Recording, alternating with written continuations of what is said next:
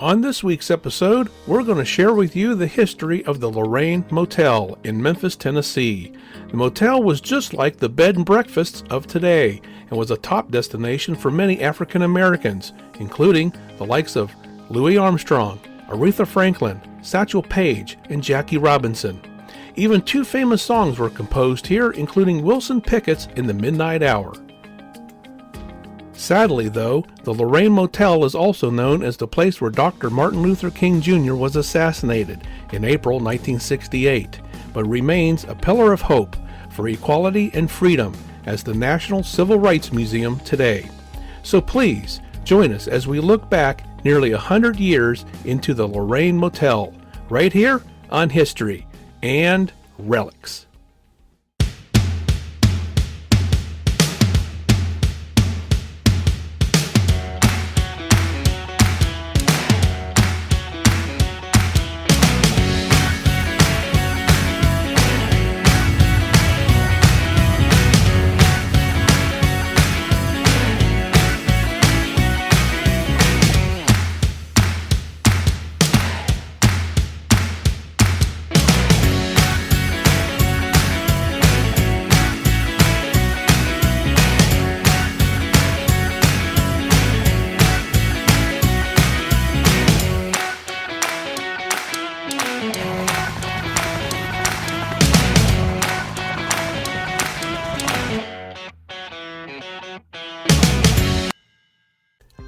.450 Mulberry Street had an intriguing history in its own right. Long before the assassination of Dr. Martin Luther King Jr. in 1968 was forever etched in America's memory. The site began as the 16-room Windsor Hotel around 1925 and was later known as the Marquette Hotel, which catered to black clientele in segregated Memphis.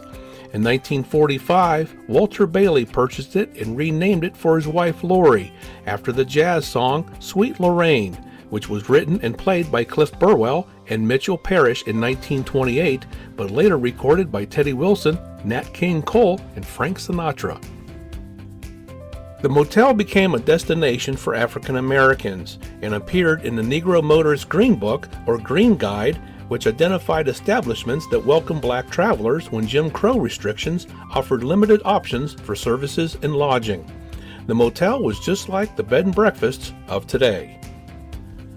Over the next 2 decades, Bailey made physical changes to the motel by adding a second floor and almost 30 more rooms, in addition to drive-up parking, large front windows, and a swimming pool.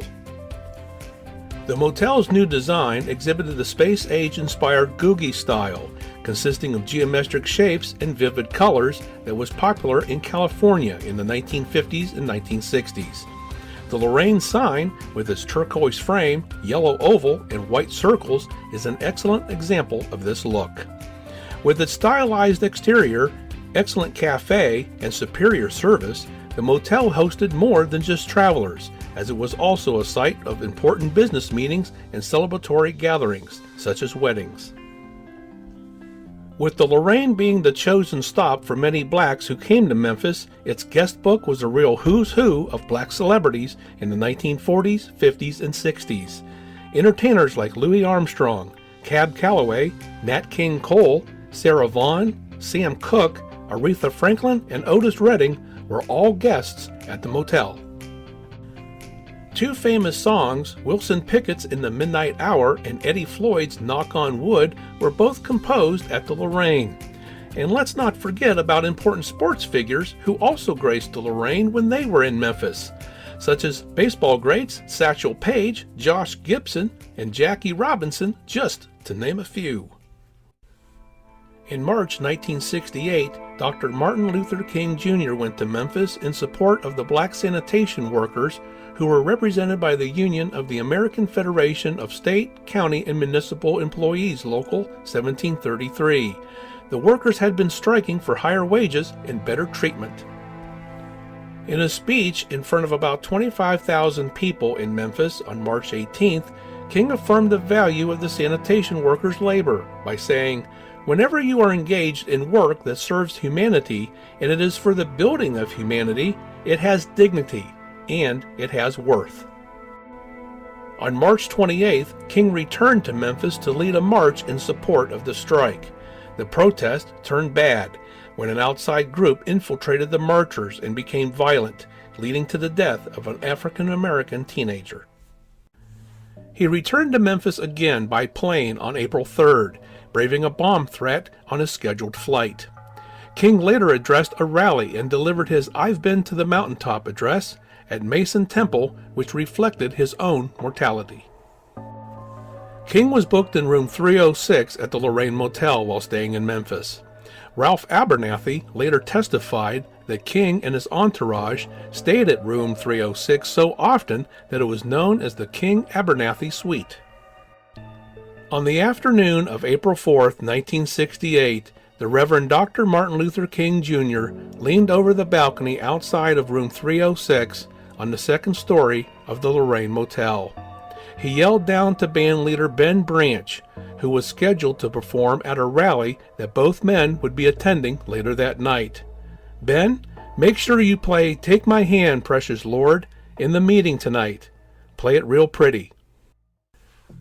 Just then, a shot rang out from the second-story bathroom window of the rooming house across the street from the Lorraine. King was fatally shot in the head by James Earl Ray at 6:01 p.m. Thursday, April 4th, 1968. King was rushed to nearby St. Joseph's Hospital, but emergency surgery failed. Dr. Martin Luther King Jr. was pronounced dead at 7:05 p.m.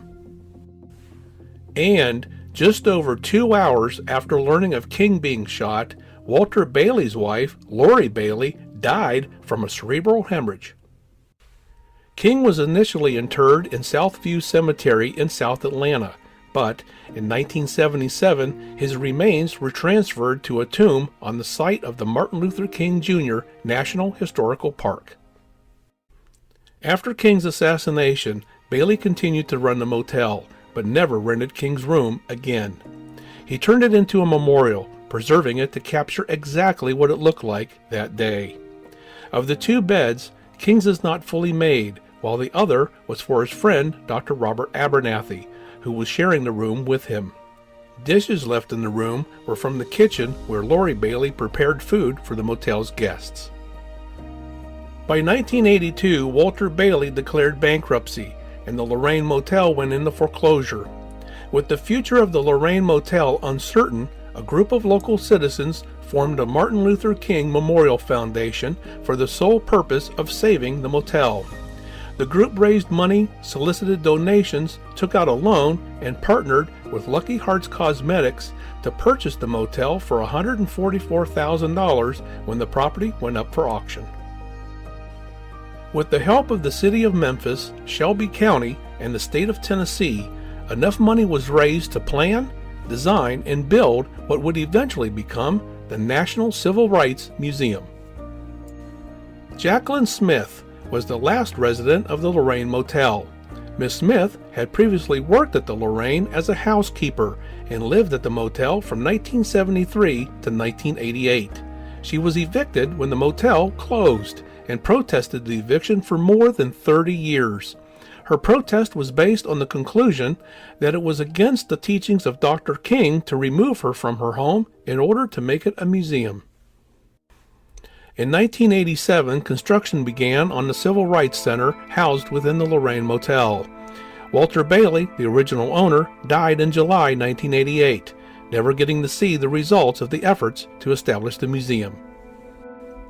The museum was dedicated on July 4, 1991, and officially opened to the public on September 28th of that same year, with the intention to help its visitors better understand the events of the American Civil Rights Movement. 10 years later, ground was broken again for a multi-million-dollar expansion that would add 12,800 square feet of space. The expansion would also connect the museum to the Young and Morrill building and the Main Street rooming house where James Earl Ray fired the shot that killed King. In 2016, the museum was honored by becoming a Smithsonian Affiliate Museum. It is also a contributing property to the South Main Street Historic District of the National Register of Historic Places.